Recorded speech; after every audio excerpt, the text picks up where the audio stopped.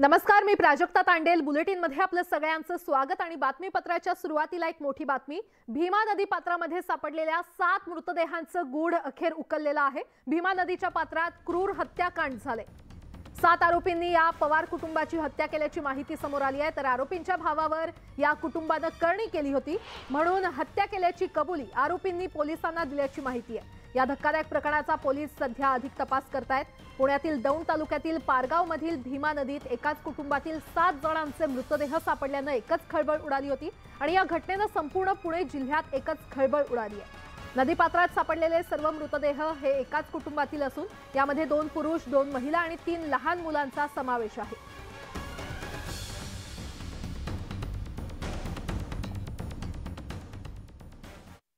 Main जे आहेत मोहन पवार, त्यांची पत्नी, त्यांची मुलगी आणि जावई हे 4 इसम आहेत. आणि मुलीचे 3 मुलं जे आहेत तर त्यांच्या अशा 7 डेड बॉडीज आपल्याला मिळाल्या आहेत. यापैकी 3 लहान मुलांचे मृतदेह आपण पोस्टमॉर्टमसाठी पाठवलेले आहेत. ते 7 माणसं होतं, 4 महिला आणि 3 मुलं. तिथे होतं ते कामाला होतं ते याला निघूला पाईपलाईनचे काम करायला. त्यांना गोष्ट कळले ते त्यांची एक मुलाची पोरगी होती म्हण बिन लागला पोराले त्याने पळून नेलं ते म्हण. त्याच्यामुळे आम्हाला वाटतं संकेत तेच त्या माणसानेच मारले. आणि या संदर्भात अधिक माहिती देत आहेत आमचे प्रतिनिधी सुमित सोनावणे आपल्यासोबत जोडले गेलेले आहेत. सुमित, अंधश्रद्धेतून या संपूर्ण कुटुंबाला संपवण्यात आलेलं आहे आणि ते सुद्धा त्यांच्याच नातेवाईकांनी त्यांची हत्या केलेली आहे. अंधश्रद्धा असेल आणि कौटुंबिक वादातून आता पोलिसांकडनं नवीन अपडेट येते. कौटुंबिक वादातून हा सगळा प्रकार समोर आलेला आहे. कौटुंबिक वादातूनच या 7 जणांची आता हत्या करण्यात आली आहे. दौंडमधील पारगाव या ठिकाणी असलेल्या पुलावरून 3 लहान मुलांना खाली फेकून दिलं आणि त्यानंतर हे 3 जे 4 जे आहे जे पती पत्नी त्यांना देखील त्या ठिकाणी मारण्यात आलं, गळा दाबून त्यांना देखील त्या ठिकाणी मृत्यू त्यांचा करण्यात आला, हत्या. अशा प्रकारचा हा सगळा वाद होता. मुळात हे जे प्रकरण आहे ते घरगुती कौटुंबिक असल्याचं पोलिसांकडून सांगण्यात येते. पण या सगळ्यामध्ये आता पोलीस अधिक तपास करत आहेत. 4 आरोपींना आता अटक देखील करण्यात आलेली आहे आणि त्यांना या यवत पोलीस ठाण्यामध्ये आणण्यात आलेला आहे. त्यामुळे अधिक तपास हा यवत पोलीस स्टेशनकडून करण्यात येतोय. बरं सुमित, धन्यवाद या सविस्तर माहितीसाठी. आणि आता एक मोठी बातमी. शिवसेना उद्धव बाळासाहेब ठाकरे गटात नाराज पदाधिकाऱ्यांची पक्षातील वरिष्ठ नेत्यांकडून समजूत काढली जात होती आणि मागील अनेक दिवसांपासून नाराज असलेले माजी नगरसेवक अमेय घोलेंची समजूत काढण्यात आता पक्षाला यश आले. अमेय घोले हे पक्षात पुन्हा एकदा सक्रिय झालेले आहेत. लवकरच पक्षाकडून त्यांच्यावर वडाळा विधानसभेची जबाबदारी सोपवली जाणार असल्याची चर्चा आहे. तर शिवसेनेमध्ये येणाऱ्या निवडणुकांमध्ये नव्या चेहऱ्यांना, विशेषतः युवा तरुणांना संधी देण्याची चर्चा आहे आणि या यादीमध्ये अमेय घोले यांचं देखील नाव असल्याचं कळतंय. कारण वडाळा विधानसभा मतदारसंघात गेल्या 40 वर्षांपासून आमदार कालिदास कोळंबकर यांचंच वर्चस्व आहे आणि आता नाराज पदाधिकाऱ्यांची समजूत काढण्यात पक्षाला यश आलेलं आहे. अमेय घोलेंची देखील समजूत काढण्यात आलेली आहे आणि अमेय घोले हे पक्षात पुन्हा एकदा सक्रिय होणार आहे.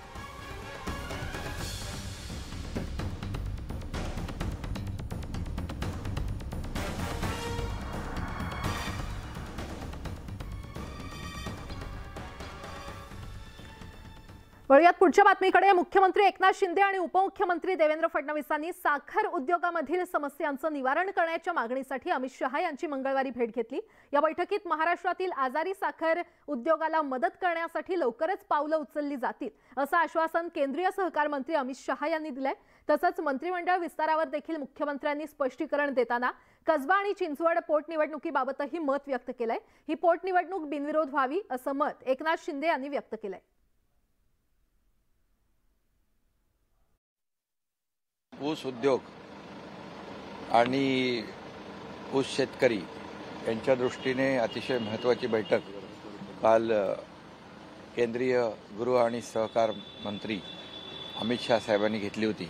ऊस उद्योगाला चालना मिळाली पाहिजे, त्याच्या अडचणी दूर झाल्या पाहिजे यासाठी अनेक विषयांवर सकारात्मक चर्चा झाली. ऊस उद्योगाला सक्षम करण्याचा जो काही दृष्टिकोन आहे या दृष्टीने कालची बैठक अतिशय सकारात्मक होती. मंत्रिमंडळ लवकरच होईल आणि लवकरच विस्तार होईल. महाराष्ट्रात एक आपली परंपरा आहे, राहिलेली आहे, की एखाद्या जागेवर एखाद्या सदस्याचं दुःखद निधन होतं त्यावेळेस सगळेजण सहकार्य करतात आणि त्यांना बिनविरोध ती निवडणूक बिनविरोध होते. याचं उदाहरण आपण मुंबईमध्ये पाहिलेलं आहे. एकनाथ शिंदे आणि देवेंद्र फडणवीस यांना महाराष्ट्रात सरकार स्थापन करण्यासाठी कोणतंही पत्र अथवा निमंत्रण देण्यात आलं नव्हतं अशी पुष्टीच राजभवनकडून देण्यात आलेली आहे. माहिती अधिकारात ही माहिती समोर आली आहे. यावरून राज्यपालांनी शिंदे आणि फडणवीस यांना पदाची शपथ कशी दिली, ही शपथच असंविधानिक असल्याचा आरोप राष्ट्रवादी काँग्रेसचे राज्य मुख्य प्रवक्ते महेश तपासे यांनी केलाय. एकीकडे सत्ता संघर्षाचा प्रश्न सर्वोच्च न्यायालयामध्ये सुरू आहे, तर दुसरीकडे राजभवनाकडून सरकार स्थापनेसाठी निमंत्रण दिलं नसल्याचा धक्कादायक खुलासा माहिती अधिकारात समोर आलाय. एकीकडे सरकारच्या संदर्भामध्ये अनेक प्रश्न आहेत, सुप्रीम कोर्टामध्ये वाद चालू आहे. तिकडेच राजभवन मुंबईतनं असा खुलासा माहितीच्या अधिकाऱ्यामध्ये आला की कुठल्या पद्धतीचं पत्र उपमुख्यमंत्री देवेंद्र फडणवीस आणि मुख्यमंत्री एकनाथ शिंदे यांना सरकार स्थापनेबाबत दिलं गेलेलं नाही. अशा परिस्थितीमध्ये ह्या शिंदे फडणवीस सरकारचं संविधानिक अस्तित्व काय याचा खुलासा महाराष्ट्राचे राज्यपाल भगतसिंग कोश्यारी यांनी करावा. दरम्यान राष्ट्रवादीच्या या आरोपांवर उपमुख्यमंत्री देवेंद्र फडणवीस यांनी खुलासा केलेला आहे. सर्वोच्च न्यायालयात सुनावणी सुरू असल्यानं कागदपत्र राज्यपालांच्या कस्टडीमध्ये असल्याचं फडणवीसांनी म्हटलंय.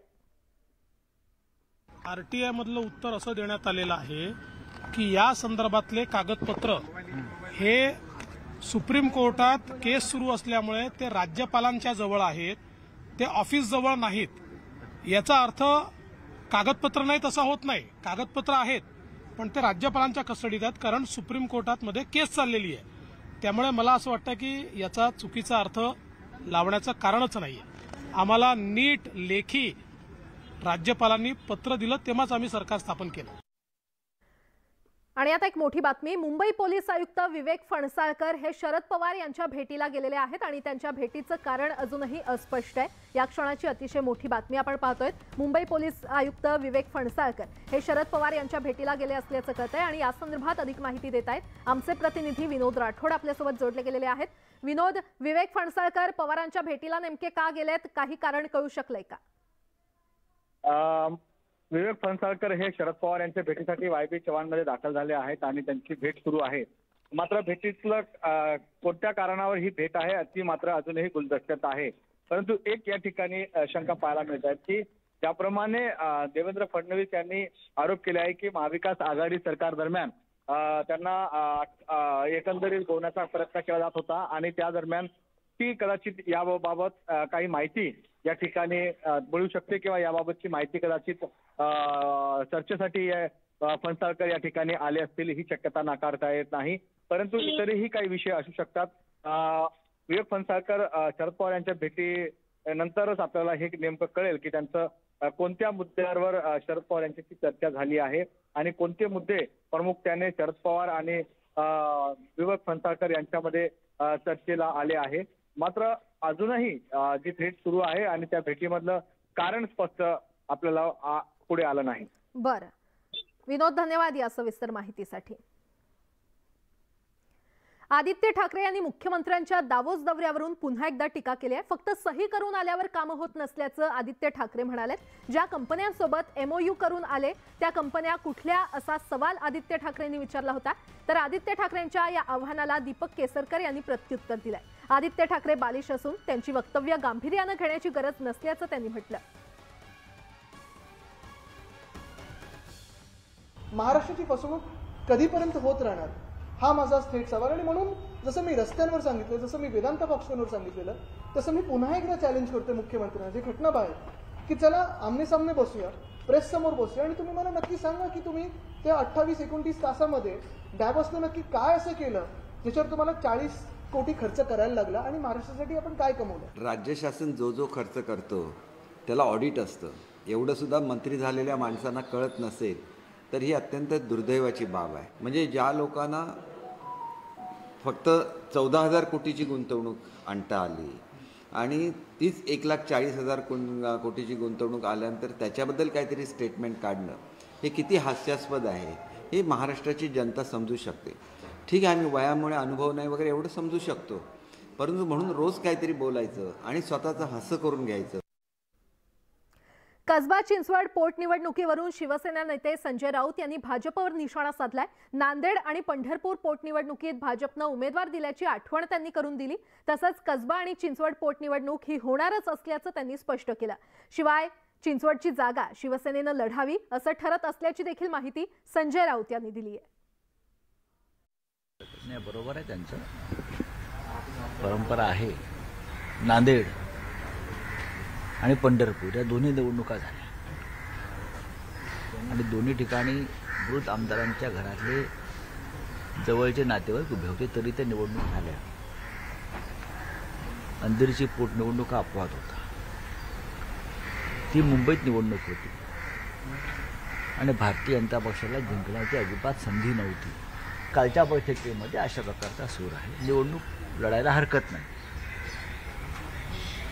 कारण जरी आम्ही निवडणुकीतून दूर राहिलो तरीही ती निवडणूक होणारच आहे. पण निवडणूक लढली तर जी चिंचवडची जागा आहे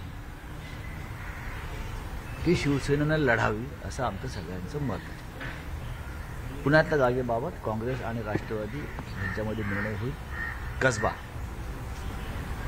पण इकडली जागा जी आहे लक्ष्मण जगताप यांच्या निधनानंतरची जागा रिक्त झालेली आहे, तिथे शिवसेनेनं ती जागा लढावी अशा प्रकारची चर्चा साधारण आमची झाली, त्याच्यात निर्णय होईल. काल कणकवली तालुक्यातील कनेडी येथे उद्धव ठाकरे शिवसेना आणि भाजपच्या कार्यकर्त्यांमध्ये राडा झाला. पहिल्यांदा शिवसेनेच्या कार्यकर्त्याला आणि नंतर भाजपच्या पदाधिकाऱ्याला मारहाण झाली. यानंतर मोठा तणाव निर्माण झाला होता. भाजपचे शेकडो कार्यकर्ते जमू लागले आणि शिवसेनेचे कार्यकर्ते देखील जमू लागले. शिवसेनेचे आमदार वैभव नाईक देखील तात्काळ कनेडीमध्ये दाखल झाले. भाजपच्या संतप्त कार्यकर्त्यांनी शिवसेनेच्या शाखेसमोर जमत जोरदार शिवीगाळ केली, तर एका रिक्षेला देखील लक्ष्य करण्याचा प्रयत्न यावेळी करण्यात आला. वातावरण पूर्णपणे तणावपूर्ण असताना आमदार वैभव नाईक हातात दांडा घेऊन भाजप कार्यकर्त्यांच्या अंगावर धावून जातानाचा एक व्हिडिओ आता समोर आलाय.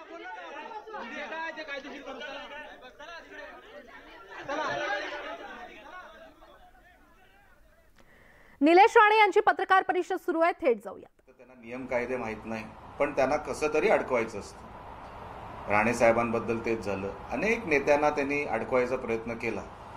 या अडकाअडकीमध्येच त्यांची 2.5 वर्षे गेली. काम केलं काहीच नाही. नुसतं त्यांना असं वाटलं की आयुष्यभरासाठी मुख्यमंत्रीपद मिळालंय म्हणून मजा मारायची. ते कधी त्यांच्या पायाखालून ते पद गेलं त्यांना कळलं सुद्धा नाही आणि नियतीने त्यांना धडा शिकवलाय. म्हणून फडणवीस साहेब जे बोलले त्याच्यात 100% तथ्य असणार. फडणवीस साहेब तथ्याशिवाय बोलत नाही आणि काय नेमकं त्यांच्या मागे कट रचला गेला हे काही दिवसांनी कळेलच. पोटनिवडणुका जो जाहीर झालेल्या आहेत पुण्यामधलं, त्या संदर्भात महाविकास आघाडी सुद्धा लढण्याच्या तयारीत आहे. एका जागेवर शिवसेना तर दुसऱ्या जागेचा निर्णय हा काँग्रेस राष्ट्रवादी घेणार असल्याचं सांगतो. काय वाटतं एकंदरीत या पोटनिवडणुकांसंदर्भात? तुम्हाला लटके मॅडमची म्हणजे श्रीमती लटकेंची अंधेरीची पोटनिवडणूक आठवत असेल. जेव्हा लटके त्यांचे मिस्टर आमदार जे होते ते गेले आणि बीजेपीने ती पोटनिवडणूक लढवली नाही, चर्चा होती आणि मग ते सगळा माघार झाला. फडणवीस साहेबांनी सांगितलं माघार. त्याच्यावरती एवढं राजकारण केलं की गेलेल्या माणसाच्या समोर तुम्ही सीट लढवताय आणि ज्या नीच प्रवृत्तीची ही लोक आहेत, मी तुम्हाला 100% सांगतो, ते पिंपरी चिंचवडची जागा ती लक्ष्मण जगतापांची जी जागा होती ज्याच्यावर ते गेले आमदार असताना, हे लोक ती लढवणार. त्यांना माणुसकी वगैरे काही नाही. मी तुम्हाला सांगतो कारण ह्याच्या मागे इतिहास पण बघा. ते वांजाळे गेले होते माहिती तुम्हाला, मनसेची. आता वांजाळे वहिनी ही उभी राहिली पाहिजे होती मनसेतून, त्यांना तिकीट कोणी दिली? राष्ट्रवादीने दिली. आणि मग ते राष्ट्रवादीतून जाऊन त्यांनी निवडणूक लढवली. राजसाहेबांनी ती निवडणूक लढवली नाही. माणुसकी शून्य असलेली ही लोक आहेत. हे ते 100% ती सीट लढवणार. कारण काय यांना काय ते संख्याबळ पाहिजे, त्याच्यामध्ये राजकारण खेळवायचं. पण टीका बीजेपीवर करायची. जेव्हा त्यांच्या विरोधात जेव्हा सीट उभी करायची झाली तेव्हा बीजेपीने सीट उभी नाही केली. अंधेरीची पोटनिवडणूक लढवली नाही. पण आता हे सगळे तिघही साम दाम दंडभेद करून हे निवडणुकीला उतरणं, ह्याच्यामध्ये नवल मला वाटण्याचं कारण नाही. कारण काय हे त्या लेवलचेच आहेत. यांना माणुसकी वगैरे शून्य आहे. म्हणून त्यांनी लढवली काय आणि नाही लढवली काय, मतदार हे कोणाच्या बाजूने उभे राहतील हे त्या निवडणुकीच्या निकालामध्ये कळेलच. पण महाविकास आघाडीच्या नेत्यांची लेवल काय, ते किती खालच्या दर्जाचं राजकारण करू शकतात हे याच्यावरून स्पष्ट होतं. मुख्यमंत्री दावास जाऊन आले त्यानंतर आदित्य ठाकरे असं म्हणाले की या सगळ्या बैठकीला मुख्यमंत्री उशिराने का गेले असा प्रश्न तुम्ही उपस्थित केला. तर आदित्य ठाकरेला हे कळलं कसं की मुख्यमंत्री साहेब उशिरा पोचले? आदित्य ठाकरे काय तिकडे दरवाजावर उभे होते काय? म्हणजे काय बचकान स्टेटमेंटला आता याला काय उत्तर द्यायचं? अरे बाबा, तू जेव्हा डावोसला गेला होतास, तू त्याच्यानंतर 15 दिवस लंडनला सुट्टी घेतलीस. तुझे ते सगळे वरुण सरदेसाई, तुझे सगळे मित्र हे लंडनला नागडानाच करत होते तुझ्या या डावोसच्या ट्रिपनंतर. तू काय डावोस, तू बोलूच नको. तू परदेशात काय काय करतो, संध्याकाळी काय काय करतोस, तू नको बोलू.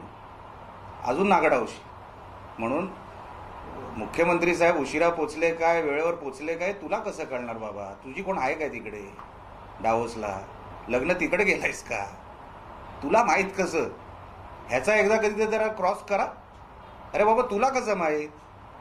समजा उशीर झाला असेल 10 मिनिटं 15 मिनिटं, ह्याला माहीत कसं पडलं? तर फडणवीस तथ्याशिवाय बोलत नाहीत आणि नियतीनं ठाकरेंना धडा शिकवलाय असं निलेश राणे यांनी म्हणत विरोधकांवर हल्लाबोल केला. वळूयात पुढच्या बातमीकडे. हिंगोलीतील कळमनुरीचे आमदार संतोष बांगर यांनी शासकीय तंत्रनिकेतनाच्या प्रचाराला चांगलंच ठणकावलंय. डॉक्टर अशोक उपाध्याय असं या प्राचार्याचं नाव आहे. संबंधित प्राचार्य हे महिला प्राध्यापकांना त्रास देत असल्याची तक्रार आमदार बांगर यांच्याकडे करण्यात आली होती आणि त्यानंतर थेट संतोष बांगर यांनी प्राध्यापकाला जाब विचारत ठणकावलंय. हा व्हिडिओ सोशल मीडियावर व्हायरल झालाय आणि त्यामुळे संतोष बांगर पुन्हा एकदा त्यांच्या दादागिरीमुळे चर्चेत आले.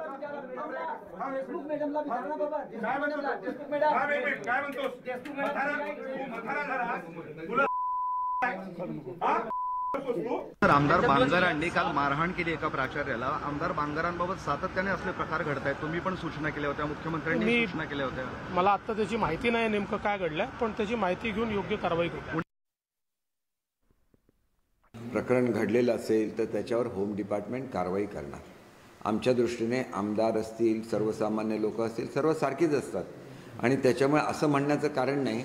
आम्ही बांगर साहेबांची चर्चा करू, त्यांनी संयम राखला पाहिजे, शांतता राखली पाहिजे. असं आम्हाला सुद्धा वाटतं की शेवटी एखादे आमदार असले तरी ते आमच्या पक्षाचे आमदार आहेत आणि त्यांच्यावर आमच्या सरकारची सुद्धा इमेज 100% असते, हे मला मान्य आहे आणि त्याच्यामुळे आम्ही त्यांच्याशी चर्चा करू. महाविकास आघाडी सरकारच्या काळात मला तुरुंगात टाकण्याचा डाव होता असा गंभीर आरोप राज्याचे उपमुख्यमंत्री देवेंद्र फडणवीस यांनी केलाय. यावरून आता राजकीय प्रतिक्रिया देखील उमटतायत. दरम्यान तत्कालीन गृहमंत्री दिलीप वळसे पाटलांनी आरोप फेटाळून लावलेत. असा कोणताही प्रयत्न महाविकास आघाडीच्या काळात झाला नसल्याचं स्पष्टीकरण त्यांनी दिलंय. दरम्यान वळसे पाटील खोटं बोलत असल्याचा आरोप भाजप प्रवक्ते केशव उपाध्ये यांनी केलाय.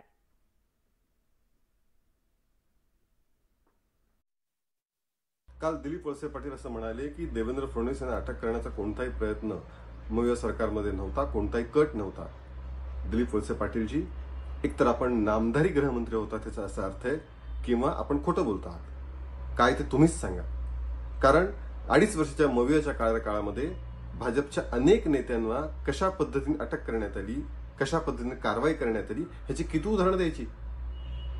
आमचे नेते गिरीश महाजन यांना एक कट करून अटक करण्याचा प्रयत्न केला गेला. नारायण राणे केंद्रीय मंत्री, त्यांना जेवणाच्या ताटावर उठवलं गेलं आणि त्यांच्यावर कारवाई केली गेली. नितेश राणे यांच्याबद्दलही कारवाई केली गेली.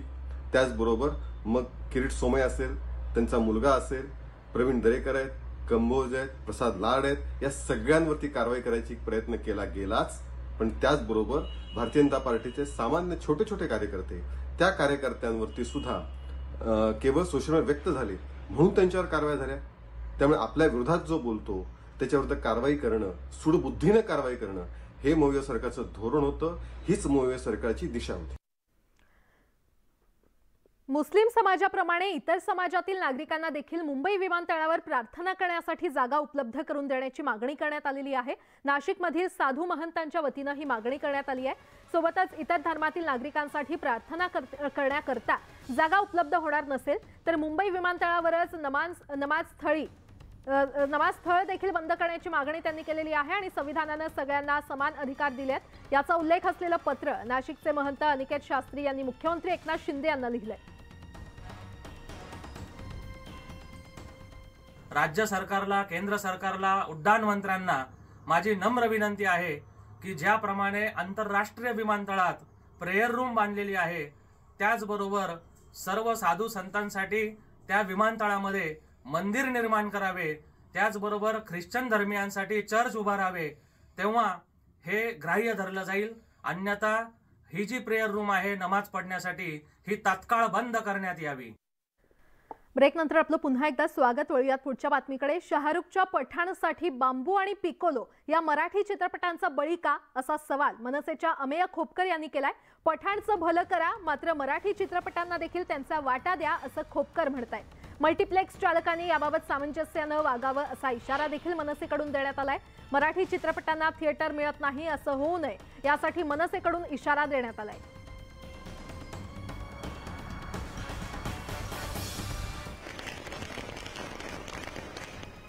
तर पठाणसाठी मराठी सिनेमांचा बळी का असं अमेय खोपकर यांनी सवाल उपस्थित केलेला आहे. मराठी चित्रपटांना देखील थिएटर मिळालीच पाहिजे अशी भूमिका मनसेनं घेतली आहे. मनसेच्या अमेय खोपकर यांनी तसा इशारा दिलेला आहे. मनसेनं चित्रपटगृहांना गंभीर इशारा दिला असल्याचं आपल्याला पाहायला मिळतंय. मराठी चित्रपटांना देखील थिएटर मिळालं पाहिजे, मराठी चित्रपटांना देखील हक्काचे शो मिळावेत. पठाणसाठी मराठी सिनेमांचा बळी का घेतला जातोय असा सवाल त्यांनी उपस्थित केलाय. हिंदी चित्रपट आज प्रदर्शित होत आहे. पठाण या चित्रपटाला आमचा विरोध नाही. पठाण शाहरुख खानचा कमबॅक आहे. पठाण देखील सिनेमा चालावा, लोकांनी पठाण देखील बघावा. पण गेल्या अनेक दिवसांपासून 4 आठवड्यांपासून वेड हा मराठी सिनेमा संपूर्ण जगभरामध्ये प्रदर्शित होऊन चांगलं कलेक्शन, चांगला बिझनेस करतोय. त्याच्यानंतर वाळवी आला. वाळवी हा सिनेमा सेकंड वीकला चांगला त्यांनी बिझनेस केला. त्याच्यानंतर आज बांबू आणि पिकोलो आणि व्हिक्टोरिया देखील हा सिनेमा आहे. असे अनेक मराठी सिनेमे आहेत. त्यातल्या मल्टिप्लेक्सनी किंवा सिंगल स्क्रीन थिएटरनी एकाही मराठी सिनेमाला चांगले स्क्रीन्स किंवा थिएटर्स मिळत नाहीये. मी याचा निषेध करतो. आणि जर का मल्टिप्लेक्सवाल्यांनी मराठी सिनेमांना थिएटर्स आणि चांगले स्क्रीन्स दिले नाहीत, मी त्यांना इशारा देतोय की महाराष्ट्र पण आंदोलन होईल आणि आम्ही बघून घेऊ की कशा मराठी सिनेमांना थिएटर्स मिळत नाहीत. पुढच्या बातमीकडे. पुण्याच्या उरुळी कांचन इथल्या पद्मश्री मनीभाई देसाई ज्युनियर कॉलेजमध्ये विद्यार्थ्यांच्या 2 गटांमध्ये इंस्टाग्रामवर ठेवण्यात आलेल्या स्टेटसवरून तुंबळ हाणामारी झाली. या विद्यार्थ्यांनी लोखंडी स्टिक, लाकडी दांडके अशा हत्यारांनी एकमेकांना बेदम मारहाण केली आहे. दोन्ही गटांविरोधात लोणी काळभोर पोलीस ठाण्यामध्ये गुन्हे दाखल करण्यात आलेले आहेत. दोन्ही गटातील विद्यार्थी 12वीमध्ये शिकतात आणि दोन्ही गटातील फिर्यादी तरुणांनी त्यांच्या इंस्टाग्राम अकाउंटवर एकमेकांना खिजवणारे स्टेटस ठेवलेले होते. या स्टेटस संदर्भात एकमेकांना आक्षेप होता आणि या स्टेटस बाबत कॉलेजच्या पार्किंगमध्ये एकमेकांना जाब विचारला गेला. त्यावेळी त्यांच्यामध्ये वादावादी झाली आणि या वादाचं पर्यावसन हाणामारीमध्ये झालं. तर दोन्ही गटातील एकूण 11 विद्यार्थ्यांविरोधात गुन्हा दाखल करण्यात आलाय.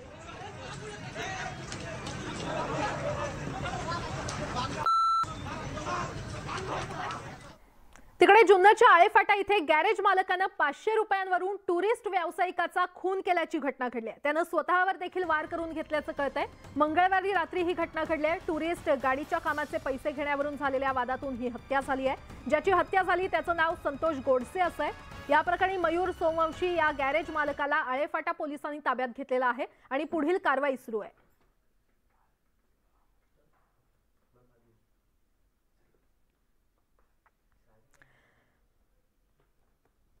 आणि आता एक मोठी बातमी. दिल्लीतील श्रद्धा वालकर हत्या प्रकरणी पोलिसांनी आरोपी आफताब पुनावाला विरोधात 6629 पानांचं आरोपपत्र दाखल केलंय.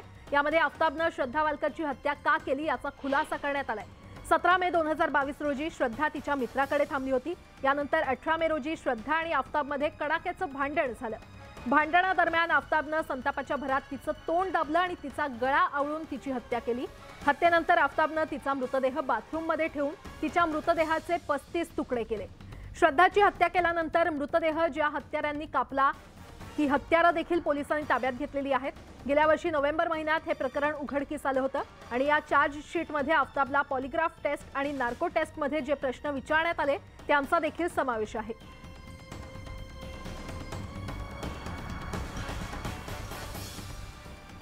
यासोबतच बुलेटिनमध्ये एक छोटासा ब्रेक. पाहत रहा न्यूज 18 लोकमत.